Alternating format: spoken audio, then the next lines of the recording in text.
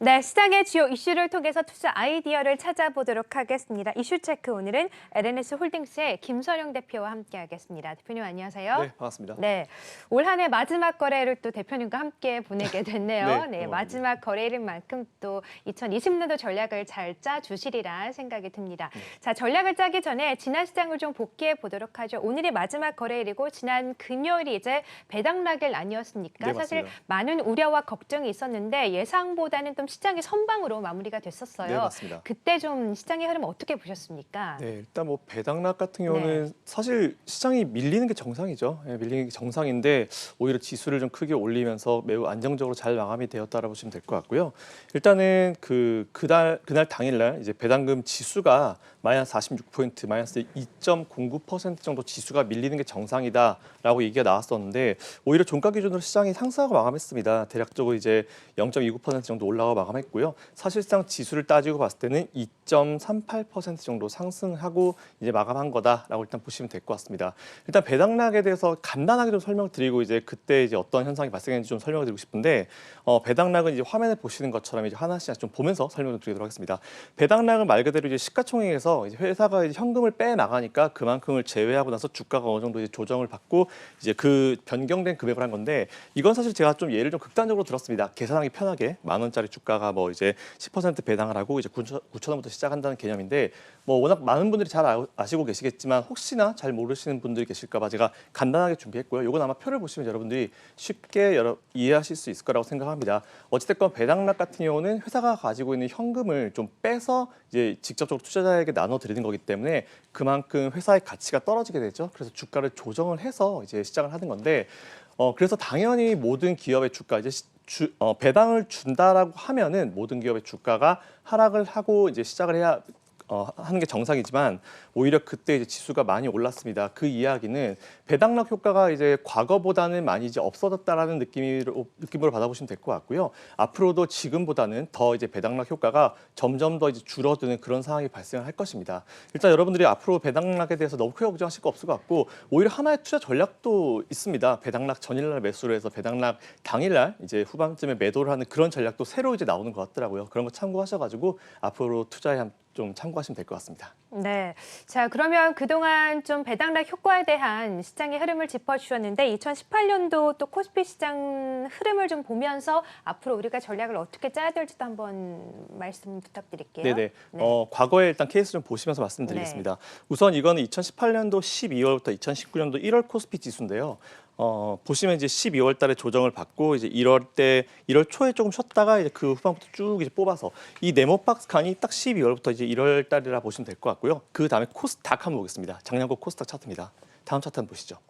다음 차트 보시면은 12월 달 좀 쉬었다가 1월 달부터 치고 올라가는 모습을 보실 수 있을 겁니다. 일단 제가 여기서 말씀을 드리고 싶은 거는 작년도 그랬고 올해도 그랬고 12월 달에는 뭔가 이제 시장이 좀 조정을 받을 수 있고 쉬어가는 느낌이 좀 강했다. 그래서 제가 지난 방송 때 말씀드렸지만 산타랠리는 이제 없다라고 말씀드렸었죠. 올해도 산타랠리는 없었고요. 어찌됐건 12월 달에는 이제 매수의 기회가 주어졌을 것이고 오늘 매수를 하시게 되면 또 이제 1월 달에 여러분들이 또 수익을 내실 수 있는 그런 상황이기 때문에 오늘도 한번 매수 전략을 취하시는 게 좋을 것 같습니다.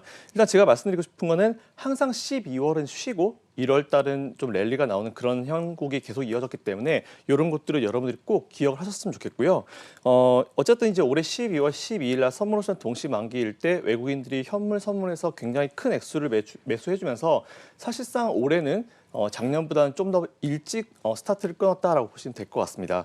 그리고 이제 그 주에 또 미중 무역 협상에 대한 어떤 발표가 나오게 되면서 오히려 더 빨리 시장을 이제 끌어올릴 수 있을 만한 정말 좋은 이슈가 나왔고요. 잠깐 대주주 양도세 영향이 있었지만 금방 회복되는 모습을 여러분들이 보실 수 있었을 겁니다. 자, 그렇다면 뭐 이 흐름이 어떻게 이제 이어질지 올 1분기 때 어떻게 이어질지는 잠시 후에 설명을 좀 드릴 수 있도록 하겠습니다. 네, 잠시 후에 좀 설명을 해주신다고 했는데 일단 그러니까 지금 말씀을 정리를 해보자면 12월 산타랠리 효과는 그닥 크진 않았지만 1월 효과에 대한 기대감이 어느 정도 있는 시장 속에서 내년도 시장에 대한 흐름을 좀 긍정적으로 보고 있다고 봐도 될까요? 네, 맞습니다. 네, 그렇군요.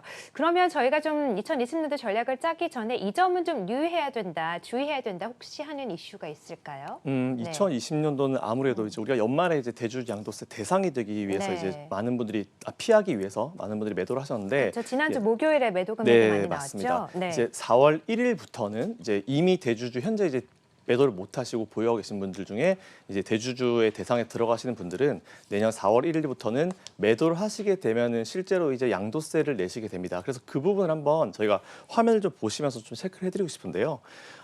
주식 양도소득세 과세 대상이 증가하게 됩니다. 일단 코스피, 코스닥, 코넥스 비상장 주식 관련해서 쭉 나와 있고요. 현행은 뭐 15억 이상인데 내년 4월 1일부터는 이제 10억 원 이상, 그리고 2021년 4월 1일부터는 3억 원 이상입니다. 사실 제가 10억 원대까지는 그래도 이제 뭐 나쁘지 않다라고 보고 있는데 3억 원, 그리고 제가 걱정되는 부분은 이제 2021년 4월 1일이 3억 원이지만 저게 더 줄 수 있을 가능성이 크다라는 부분 일단 여러분들께 먼저 말씀을 드리고 싶고요. 이게 어쨌든 장점과 단점이 좀 가득 같이 있는 부분이긴 하지만 그래도 이건 좀 경계를 해야 되는 부분이다라고 좀 말씀을 드리고 싶습니다. 우선 일단 이번 4월 1일부터는 종목별로 이제 10억 원 이상 보유하고 계신 분들은 매도를 하실 때 이제 세금을 내시게 됩니다. 그리고 그 세금을 바로 얼마인지 다음 차트를 한번 좀 보시죠.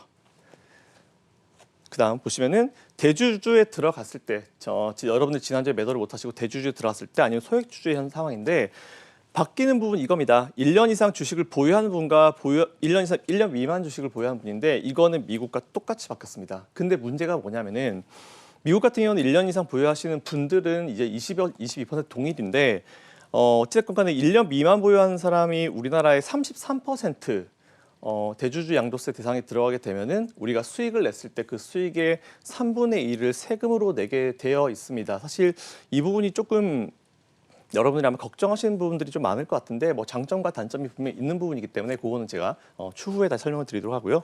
요거 부분 여러분 잘 체크 한번 하셨으면 좋겠습니다.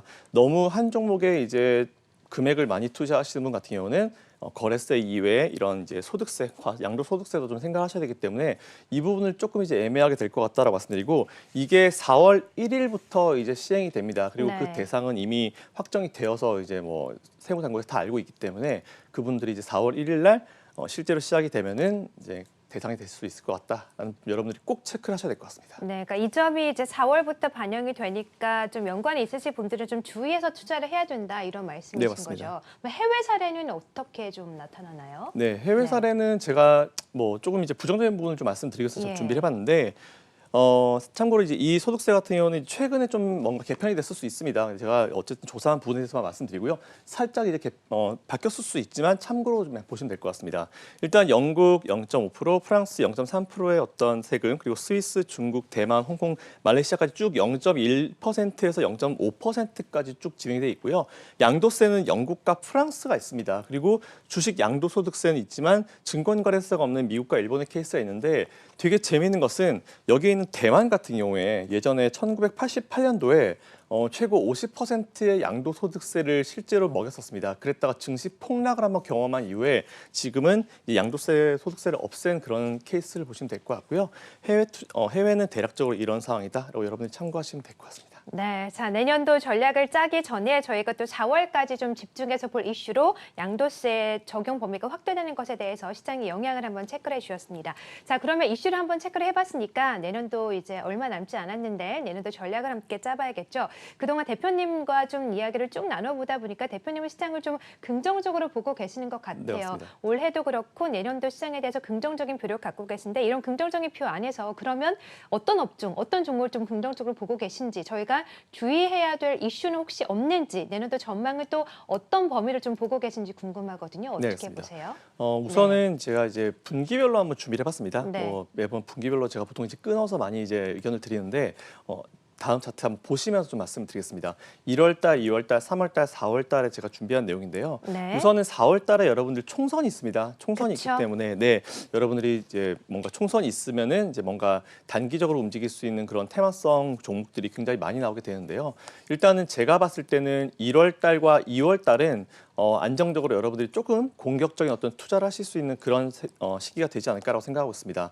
그리고 3월달에는 아무래도 방금 설명드린 4월달에 대주주 양도세 관련 이제 실제 들어간 그 이제 시기가 되기 때문에 네. 3월달은 조정 혹은 이제 횡보하는 구간이 만들어질 것 같습니다. 네. 그렇기 때문에 1월달, 2월달 열심히 여러분들이 스윙 단기적으로 한번 투자 한번 해보시면 될 것 같고 3월달 들어가면서 조금 이제 조심하시면 될 것 같고 하지만 그 이유가 중요하겠죠. 총선 끝나고 나서 이제 어떻게 무엇이 결정됐을지에 따라서 달라지긴 하겠지만 4월 이후에 총선이 끝나고 나서 오히려 이제 3월 이슈 그리고 4월 1일 날 이제 대주주 양도세 이슈가 끝나고 나면은 4월은 오히려 좀 더 다시 1, 2월 같이 안정적으로 주식 투자하실 수 있는 그런 시기가 되지 않을까 싶습니다.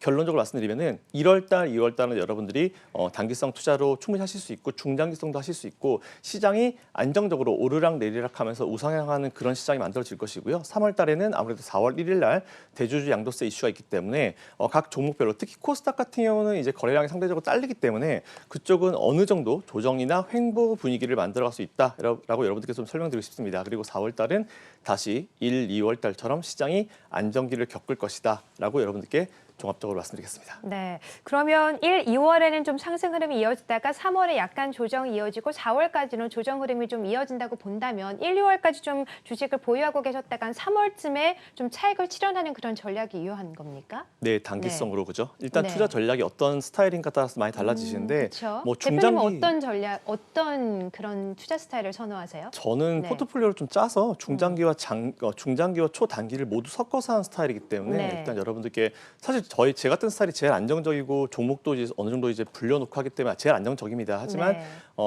만일 성향이 난 단기가 좋다 하시는 분들은 1월, 2월 달에 열심히 하시고 이제 2월 말에서 3월 초쯤 되면 슬슬 이제 현금 확보를 좀 더 하시는 게 좋을 것 같고요. 중장기 성향이신 분들은 제가 항상 말씀드리지만 상관없습니다. 그대로 그냥 3월달 조정이면은 그때 좀 더 추가 매수, 추세 매매를 통해 추가 매수를 하실 수 있는 네. 전략을 취하시면 될 것 같고요. 네. 단기성인 성향이신 분들은 1, 2월달 하시고 2월 말에서 3월 초쯤에 살짝 현금 확보하셨다가 3월달 쉴 때 조금 중후반 넘어가면서 다시 매수를 하셔서 4월 이후를 보시는 전략이 중요할 것 같고요. 중간에 스윙 매매 하시는 분들 역시 마찬가지로 1, 2월 달 집중 그리고 2월 말에서 3월 초 조금 조심하셨다가 3월 중순 3월 말에 다시 매수하셔서 4월 달부터 다시 정상화 시키실 수 있는 전략이 유효할 것 같습니다. 그렇죠. 뭐 항상 그렇듯이 자신의 투자 성향에 따라서 투자 스타일을 좀 다르게 하는 게 당연하겠지만 일단 3월에 조정이 올 수 있다는 점은 꼭 염두에 둬야 될 것 네, 같아요. 맞습니다. 자, 그럼 마지막으로 이제 오늘이 올해 마지막 거래일이니까 2020년도 좀 시장을 어떻게 보시고 앞으로 어떻게 투자를 하시면 좋겠다.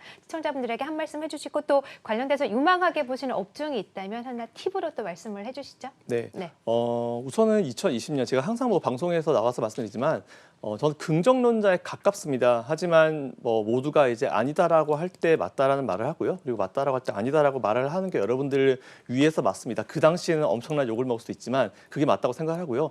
저는 그렇지만 2020년도는 여러분들이 그동안 고생하셨던 어떤 그 고난을 조금 이제 보상받으실 수 있는 해가 되지 않을까. 하지만 중간에 오르락 내리락 하면서 조정기는 분명 있습니다. 그런 흐름은 미리 여러분들이 이런 것들을 파악하셔가지고 잘 피해가시면 될 것 같고요. 네. 외국인의 입장에서 봤을 때 제일 좋을 것 같습니다. 외국인의 입장에서 봤을 때 우리나라를 투자할 때 어떤 종목에 투자할 것인가. 그냥 정말 편하게 생각해서 우리나라는 IT가 어쨌든 빠질 수가 없습니다. 그렇기 때문에 네. 시가총액 최상위에 있는 종목들 그런 거 한번 매수하셔가지고 장기 투자 전략 해보시면 될 것 같고요.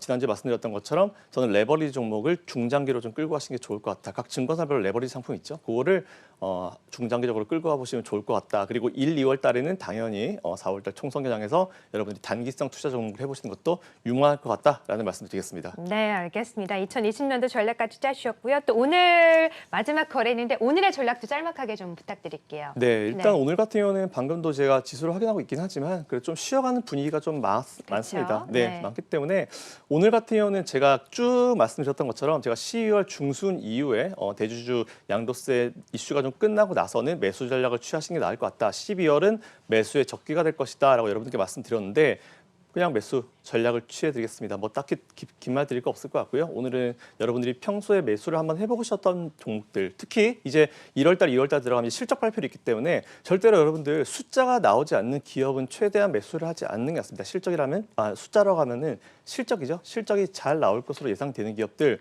오늘은 충분히 매수를 하셔도 된다라는 의견 드리겠습니다. 네, 또 마지막 거래일인 만큼 그동안 관심 있었던 종목들 매수해보는 것은 어떤가 하고 전략을 주셨고요. 다만 매수하실 때 기업들의 실적을 꼭 체크해야 된다는 점도 말씀해 주셨습니다. 자, 2020년도 이제 내일 모레로 다가왔는데 2020년도 증시 전략을 함께 짜봤고요. 김선영 대표와 함께했습니다. 고맙습니다. 감사합니다.